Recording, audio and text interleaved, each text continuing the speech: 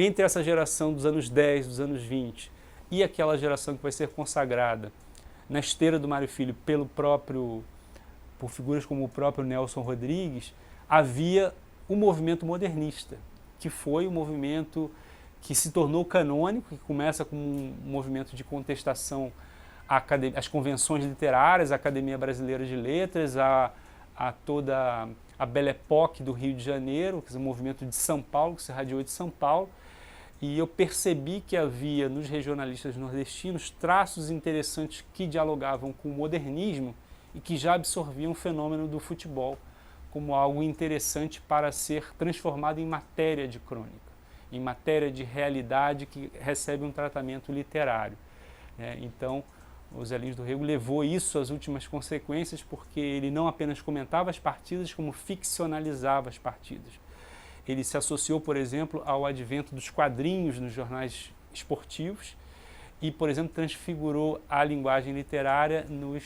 símbolos dos clubes que viravam os personagens da sua ficção. Então, por exemplo, os personagens à época que emblematizavam os clubes eram os personagens das revistas em quadrinhos, como o Pato Donald, como o Popeye, e essa linguagem infanto-juvenil chegava na crônica através da maneira como o Zé Lins do Rego contava as partidas. Então, o almirante vascaíno, que era o personagem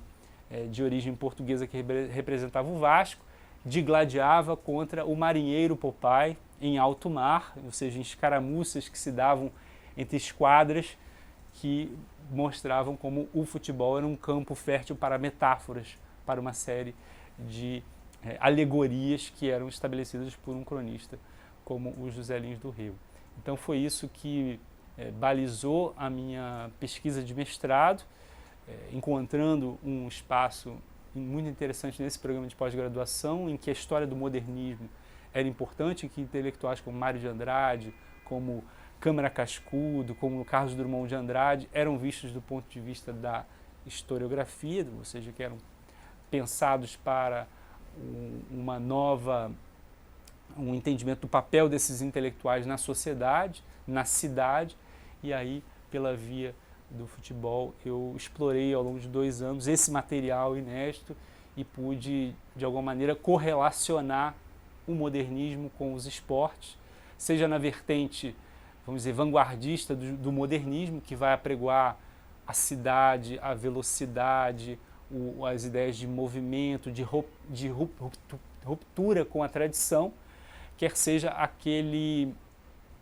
movimento que vai, a partir da poesia pau-brasil de Oswald de Andrade, pensar o lugar da tradição nessa história moderna brasileira, o seu papel, e de que maneira o futebol, como um fenômeno exógeno, externo, alheio à realidade brasileira, ele se enraiza ao longo das décadas no Rio de Janeiro, a ponto de, em meados do século XX, ele já ser esse elemento que traz as características de uma cultura popular, de um folclore e das tradições afro-ameríndias brasileiras para uma leitura de uma metamorfose da própria prática esportiva, tal como ela veio como importada da modernidade. Então, essa transformação, esse caráter antropofágico da cultura brasileira que se opera, que se materializa no futebol, que eu procurei estudar através de um dos representantes do regionalismo e do modernismo brasileiro.